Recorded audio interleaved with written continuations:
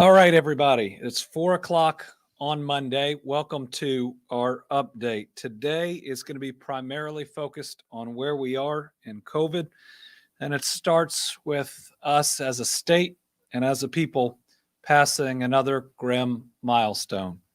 Today, we surpassed more than 10,000 Kentuckians who have lost their lives due to COVID, now at 10,019 Kentuckians lost.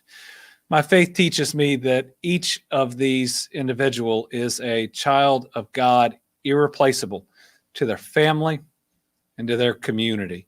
That every time we lose someone, especially this many people, it tears at the fabric of who we are. You know, if we could back up, back out, and look at what it means to lose 10,000 people, it is nothing short of tragic. COVID has been the number 3 killer of Kentuckians, number 3 cause of death, both last year and thus far this year. We as a Commonwealth are hurting, and everybody has lost someone now. There's going to be a lot of grief that we're going to have to process that I think many of us, and I don't say many of you, I say many of us, are pushing down as we put our head down and push through the end, what we hope is the end of this pandemic. But I think it's important that we grieve along the way too, that we recognize those that have been lost and the families that are struggling with that loss. So to honor these Kentuckians and those mourning their loss, we're going to hold a memorial service this Sunday, November 14th at 1 p.m. Eastern Time. During this memorial, we're going to officially announce the artist commissioned to commemorate a monument in honor of those lost and the sacrifices that Kentuckians have experienced during this once-in-a-lifetime pandemic. The Team Kentucky COVID Memorial, something that is going to be permanently at this Capitol, honoring these 10,000 lost Kentuckians and also honoring everyone else's sacrifice, the heroic deeds of our healthcare workers and so many others. It's going to be at Monument Park on the state Capitol grounds. When you're driving up at the Capitol, it is just to the right. It's going to serve as a reminder to future generations of a time that we lost Kentuckians to a war unlike any that we had experienced, losing more Kentuckians in a very short period of time than in any 2 or maybe even 3 wars in our history combined. The Team Kentucky COVID-19 Memorial Artist was selected through a process where an advisory panel of first responders, healthcare heroes, and family members of those who lost weighed in on what a design means to them. So it's hard to say we're looking forward to Sunday, but it's an important day to help us all process some grief that we've been through, to pray for both the lost and the living, and also to unveil what a permanent reminder will be to help us generations to come, whether that's sadly a parent taking a child to a memorial to talk about a lost parent or a lost grandparent, whether it's a class of nursing students that have come to talk about what that period was like and what your calling is at the most difficult time. It's going to serve as a reminder to one of the most historic periods in any of our lives. It's going to be outside, so people are invited to attend. But everybody can also watch the memorial live this Sunday at 1 p.m. through my Facebook and YouTube pages. So like we talked about, now passing 10,000 deaths, 10,019. I'm going to go through the last 3 days and numbers of cases, etc. And then we're going to get to the charts. What you'll see is the decline in cases is slowing significantly. We did have fewer cases this last week than the week before. Our positivity rate is actually up a little bit now. Certainly, we think that suggested is plateauing. but it being up a little bit, and we'll talk about this in a minute, may also be due to the number of people getting tested going down.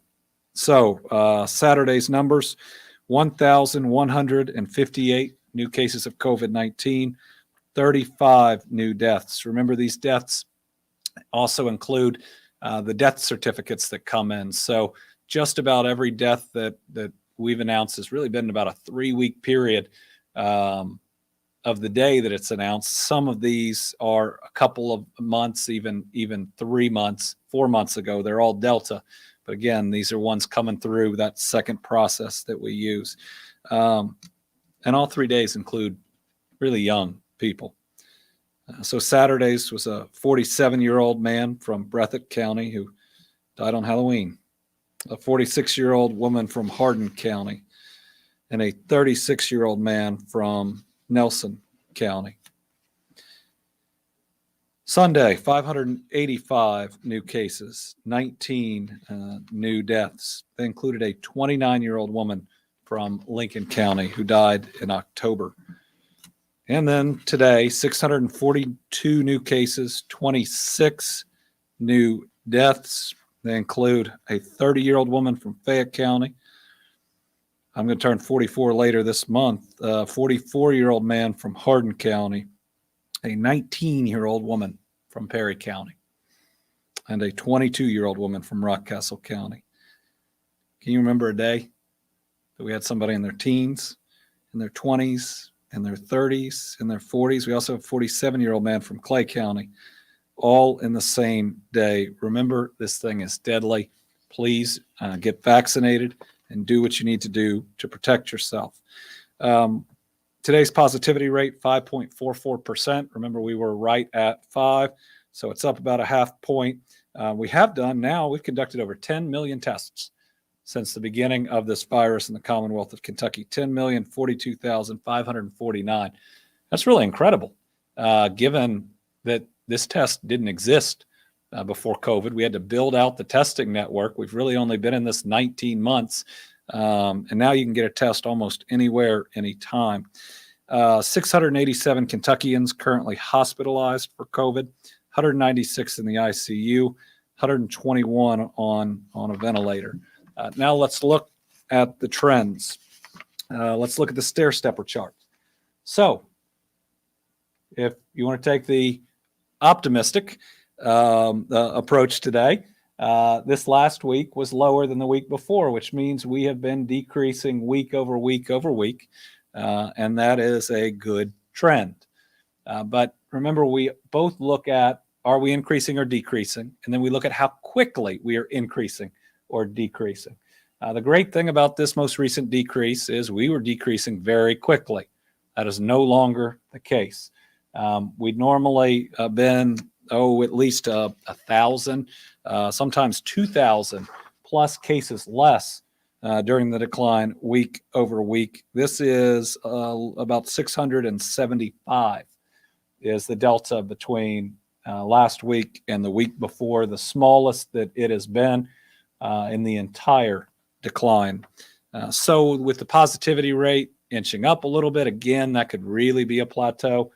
With the decrease slowing, it again suggests to me that we are headed towards a plateau. I would just encourage people. And there's some encouraging news on vaccinations here in a minute, to keep doing things to protect yourself, because if we plateau here, we're higher than we should be, and we're higher than day to day we ought to want to sustain. We'll continue to lose people at preventable deaths at a higher rate if we stay here than is acceptable. So let's commit to get the job done and keep pushing. So the next chart, which is the positivity chart, again, says the same thing. Look, after week over week over week of decline, this is an increase last week versus the week before. So I don't know if I ought to say there ought to be a wake-up call now, because the current trend has been really good. But we need to be cautious. We need to be humble. Now, listen, this virus has mutated. It has surprised everybody. The Delta variant is so aggressive. we need to just remember that if we don't get the job done, we lose more of our people. On a day where we passed 10,000, it ought to push us to do better. And I'd just say, if you've had those green lights out the whole time, thank you. Keep them out. If you put them away for a little while, at least as we pass this 10,000 mark, why don't you take them out, and why don't you put them up at least through Sunday? We're going to keep lighting the Capitol Dome up green, which we do every night. So anybody who is certainly in this area or is watching this Capitol knows that our compassion continues. We will not have compassion fatigue, that every family, even if they are the most recent that has lost someone, deserves our full compassion. And not to say, well, we got tired when we lost 5,000 people. That family needs us as much as any other, maybe even more, given that the deaths now are so preventable. All right, we'll look at our trend in inpatient census for Kentucky hospitals. Still going down, and this is good. Remember, last week I was a little worried whether or not we were starting to slow. The curve, the rate of the decline is a little bit less, but this one is still significantly declining. We want to watch it, and it would be unrealistic to think it would go down at the same significant slope that it was earlier, but still continuing to decrease. I was a little more worried about this one, and we got to watch it next week and the week after. But hospitalizations are down compared to last week, which is great news. Same thing for the ICU, right? So this is good. We want it to continue.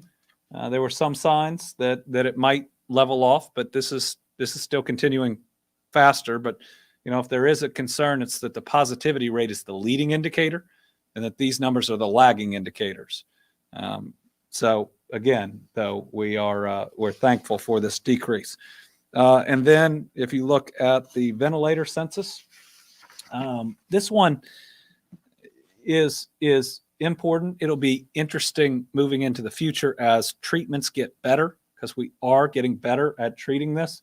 How many people are going to need to be on a ventilator? But take a look at this, and this is why we have to be humble and respect the power of what this virus can do and be prepared for it. So you got the Alpha variant, which is the first spike. Actually, you have the original strain, which is that first spike. And remember, just that spike in New York would have looked like the one to the right, or even the third one, and what it was able to do, because we had no treatment at that time. When the Alpha hit, we had better treatments, right? We had different drugs that worked. The Delta, we had even more, right? We had the infusions. We've had new ways of providing oxygen and helping others, but still, look at how many people needed a ventilator, even with all of those other treatments that are available. This ought to tell you that, yes, while our treatments are getting better, you don't want to have them, because you don't know how strong the next variant might be. You want to get vaccinated and not be a part of that spike at all. And you want to get your booster so you keep your immunity up, so you're not one of those breakthrough cases that we are seeing with waning immunity. Healthcare capacity report. Good news. Over the past 7 days, hospitalizations have decreased 12%. 162 adult ICU beds available. A lot of that is staffing. And remember, some hospitals that had to create new ICU beds are able to transition them back now to ORs or other services. Lowest number of hospitals with critical staffing shortages in a long time, 44. We are under 50%. That is a good sign. And my favorite news of the day, COVID-19 vaccines for 5 to 11-year-olds. So now that the CDC has officially recommended the Pfizer COVID-19 vaccine for children ages 5 to 11, Kentucky parents and caregivers are now able to book an appointment for their children. In fact, Brittany and I just arranged for Lila to receive her vaccine today. I've waited for this day for a long time, and she's still going to have to get the second one. She's waited for this day. I can't tell you how relieved I am as a parent. How at different times concerned I've been about what am I doing about my exposure that I could bring home to her, worried about school, worried about everything, right? Worried about my child. So this is special. And I hope you can tell how much I care about her and her brother. This is a safe vaccine that is going to give her and would give your kids extra protection. And as a good sign, both nationally and while today is the first big rollout day in Kentucky, we're seeing demand that I think is higher than many expected early.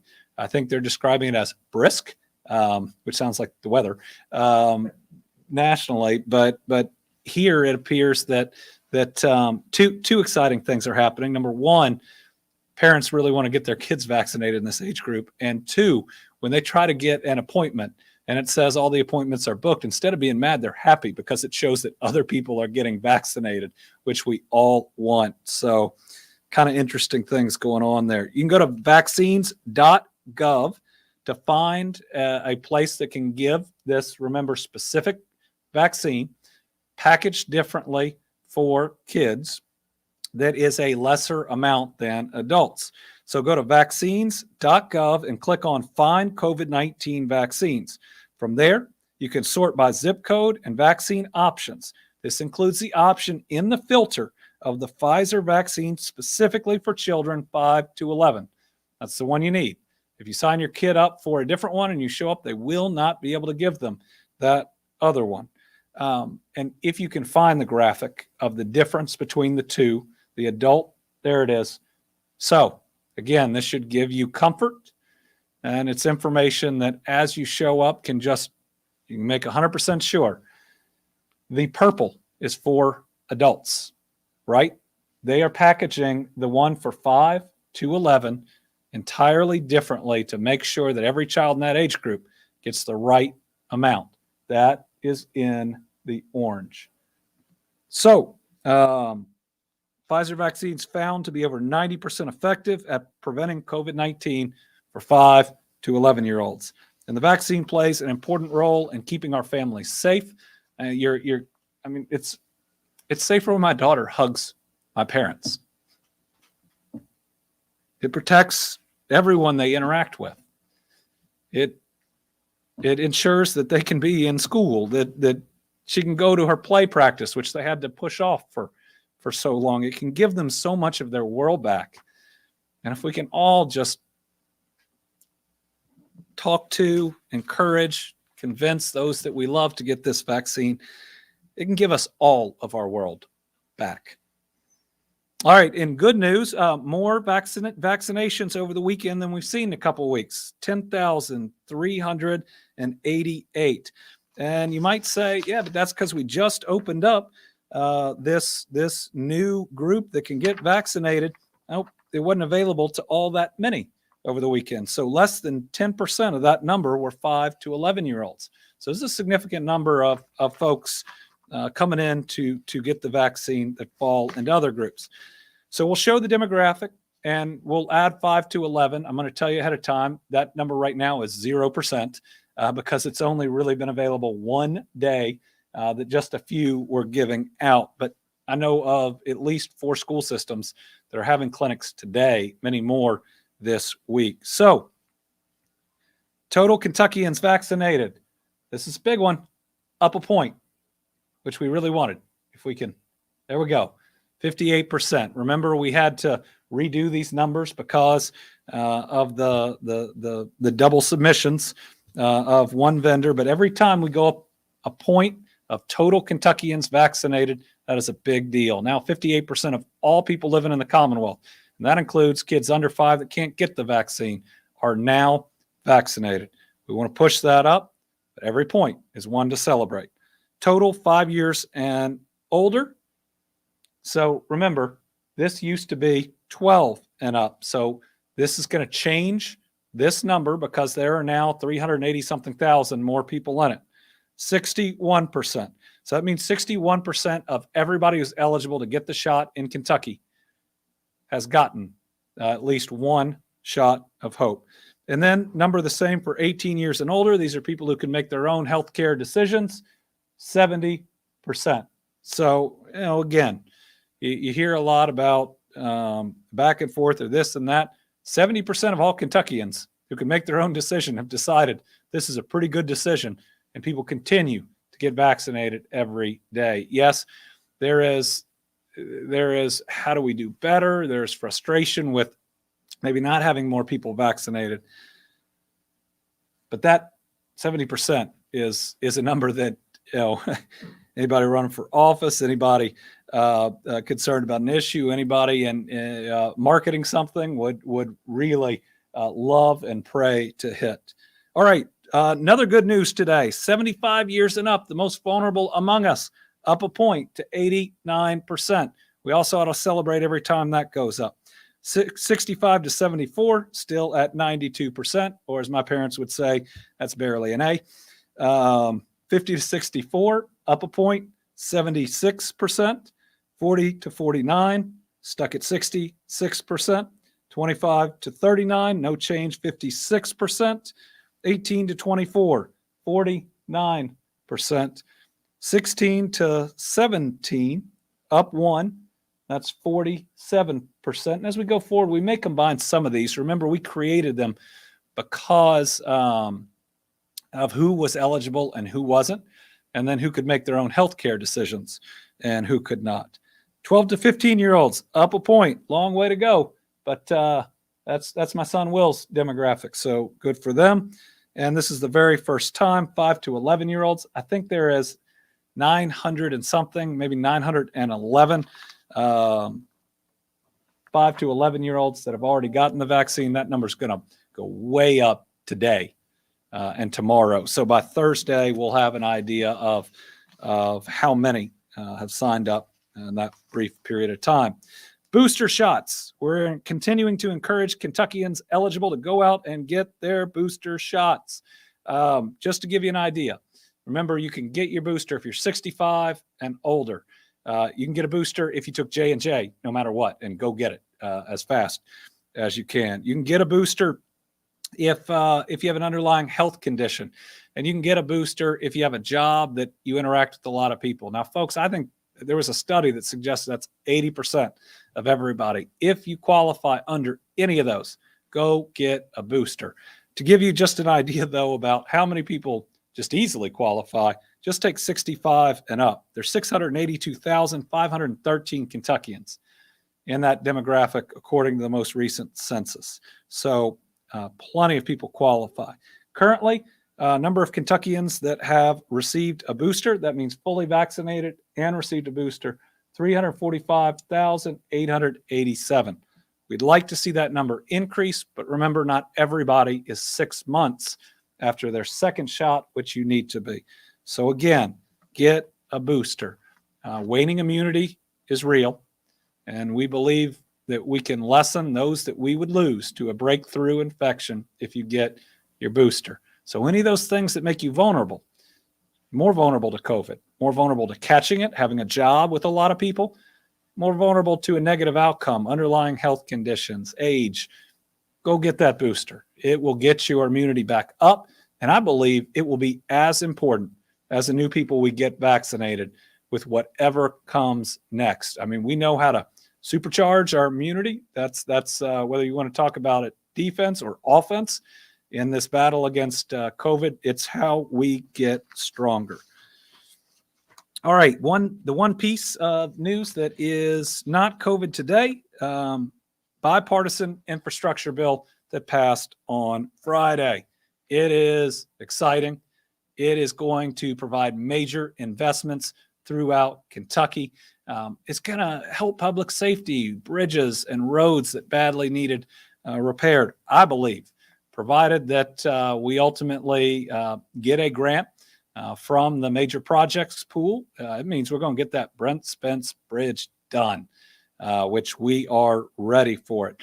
$600+ million in water and wastewater. And we've seen how important these projects are, how necessary through how we've used our American Rescue Plan Act funds. I mean, this plus the American Rescue Plan Act not only are once in a generation investments, but they're good investments.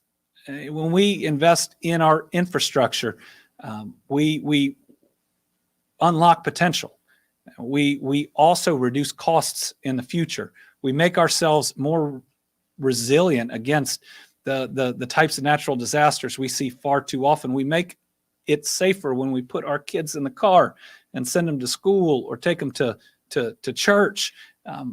It helps us ultimately, I believe, to be more competitive worldwide, and it's going to help ensure that we are still the world economic leader, and this is one of the ways that we are going to get there. So Kentucky's going to receive more than $4.7 billion over 5 years to repair roads and bridges and create high-quality, good-paying jobs for Kentuckians. Again, the fund that we're going to be able to apply for under the Brent Spence Bridge is for economically significant bridges and infrastructure projects. If we are to get a substantial award from there, I believe that we can do this whole project without tolls. That is my goal. That is our goal. And this gives us a chance to do what many thought was previously impossible. And we are going to put in that application, and I'm going to do everything I can to make sure that there are different ways we can take whatever remaining share in Kentucky there is and make this work. Drinking water, $8.2 billion in additional funding to maintain levels of performance and provide new drinking water, $647 million to improve infrastructure. High-speed internet is in there, $100 million to provide broadband coverage. Connectivity fund, 1.4 million Kentuckians are going to be able to share in dollars to help afford that broadband. Public transportation, $391 million for Kentucky. Airports, $204 million. That's a big deal. We got a couple of big airports. We're going to be in Paducah, I think, this week for their new terminal. But our regional airports allow a CEO of any company to be able to fly in and be within 20 minutes of a facility that we have in Kentucky. It's special. And electric vehicle charging, $69 million to help build out that network. And resiliency, $19 million to protect against wildfires, $18 million against cyber attacks. You know, we got an economy on fire. This is going to ensure that we grasp our destiny as a leader and never a follower again. We're going to be wise in how we do this. We're going to spend it on the right projects. We're going to work across party lines and on every level of government and with the private sector. We've already said where the economy is going. This, I believe, is a moment that we're going to look back at 30 years from now. So taking these dollars, the American Rescue Plan Act dollars, the healthiest budget that we have ever had, and doing this right can cement us at the top of the food chain as one of the economic leaders in this country. That's something we have all been hungry for a long time. Tired of people looking down their nose at us. Tired of people thinking we're a flyover state. We are now the destination. Our time is here. Our future is now. Our job is to go get it.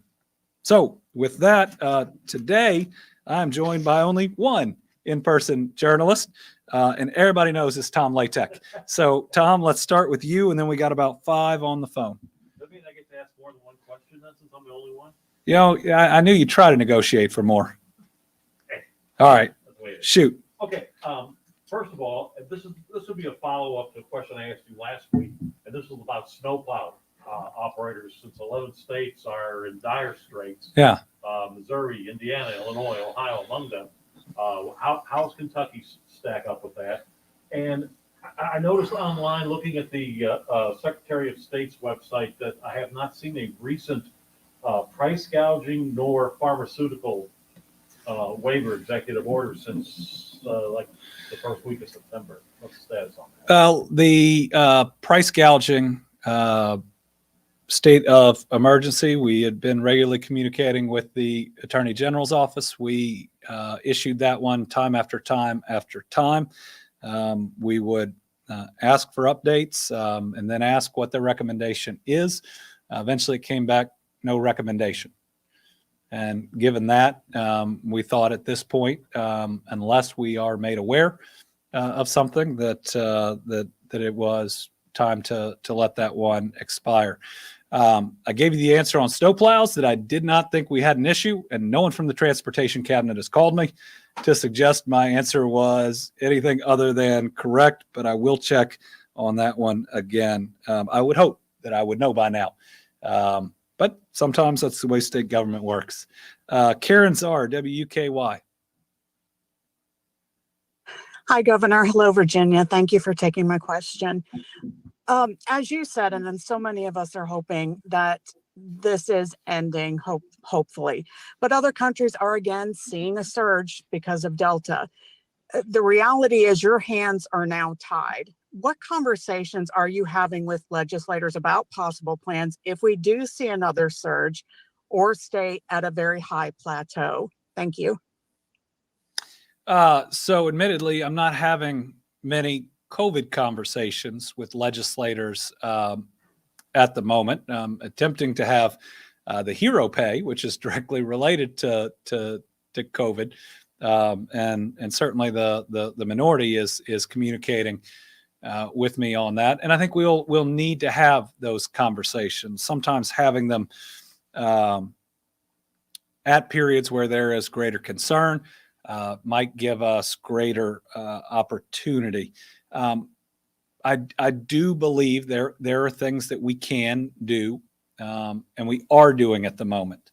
The number one things I think we can do to prevent what we're seeing in some other areas is vaccinations, but it's also the way we're going about it. The UK worked hard on vaccinating, but didn't vaccinate their kids, but did do a little bit better on the booster side. And you saw what happened there.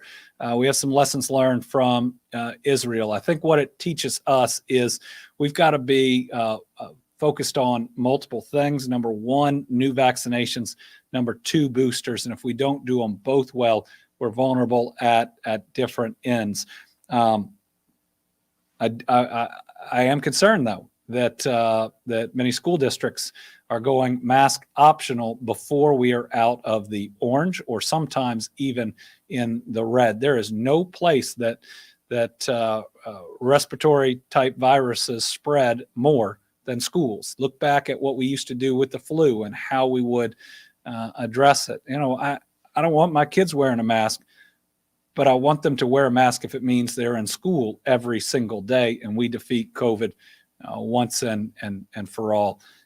So I know there will be more conversations as we move in that direction. I really hope the politics, especially the national politics, don't push down, and we're able to have reasonable conversations and make reasonable decisions. Al Cross, Kentucky Health News.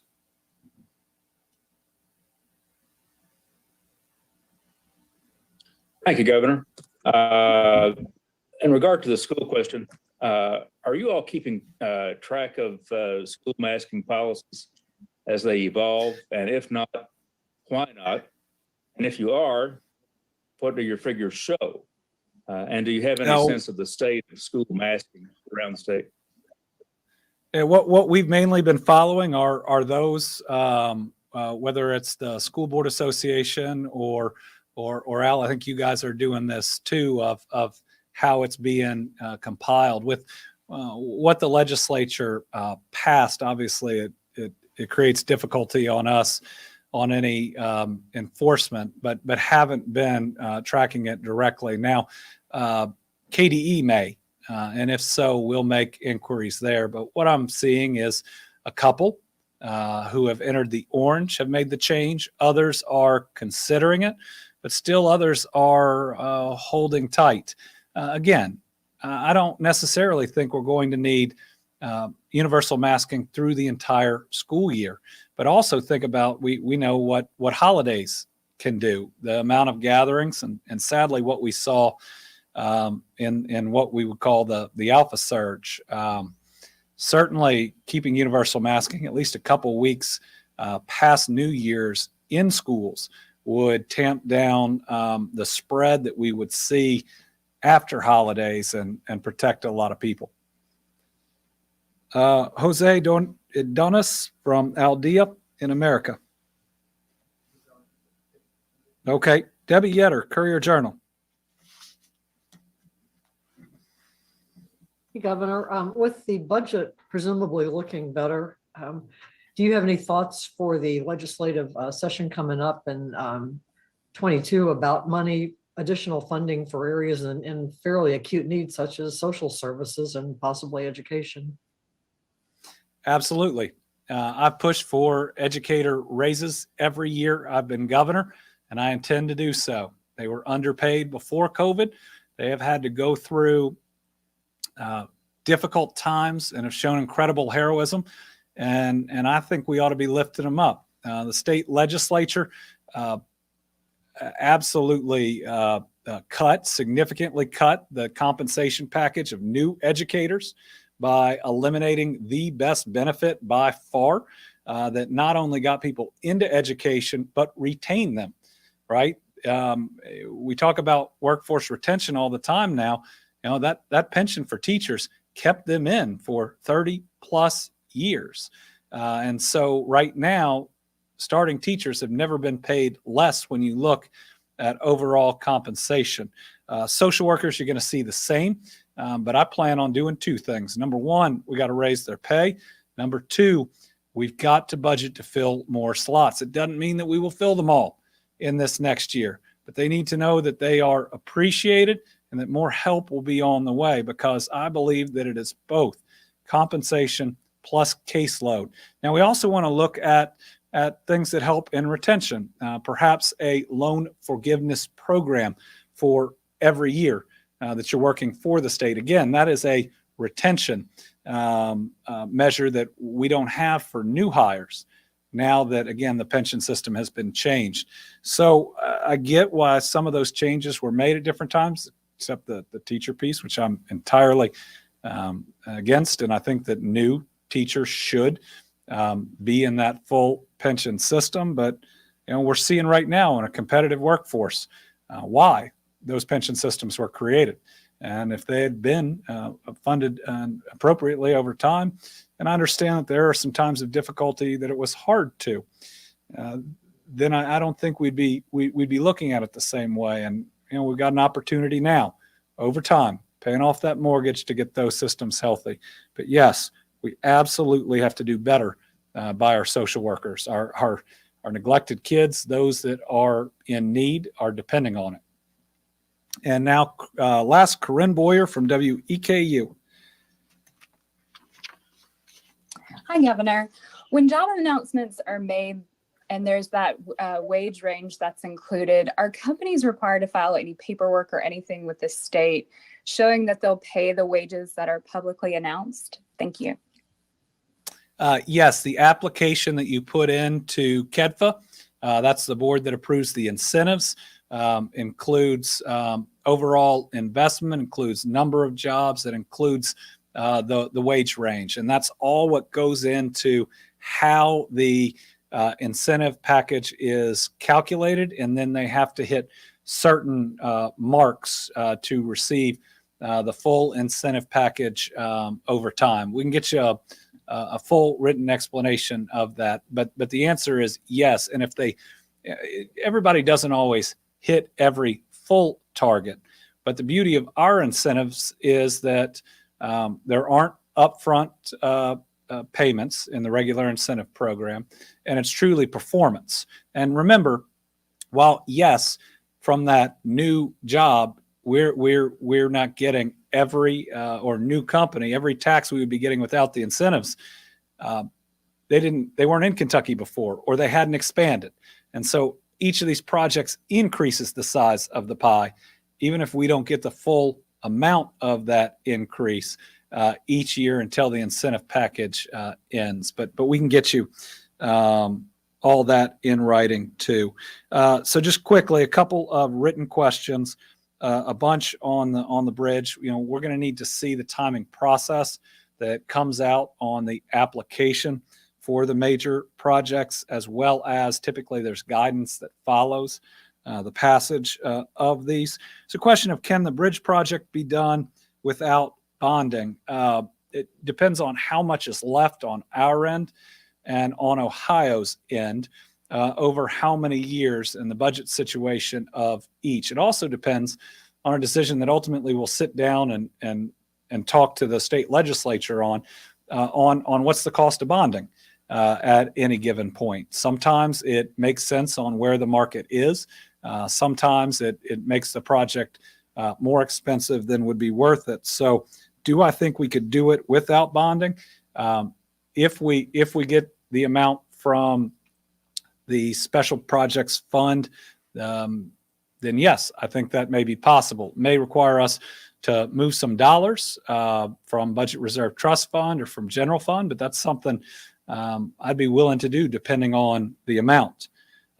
Timetable for the project, let me get that. I've heard different timetables. Would the new bridge replace the Brent Spence bridge? No. The project that is now being pursued by Kentucky and Ohio creates a companion bridge that will hopefully lessen the amount of disruptions that will be going on and also allow for more traffic to be able to go over them. Well, less traffic if you're driving in it, but more vehicles to be able to move through it at a good pace over time. We know that we only want to increase as a logistics hub, so we want to have that capacity. What would be the federal state funding split and the split between Kentucky and Ohio? That'll depend on what we get out of the fund we apply for.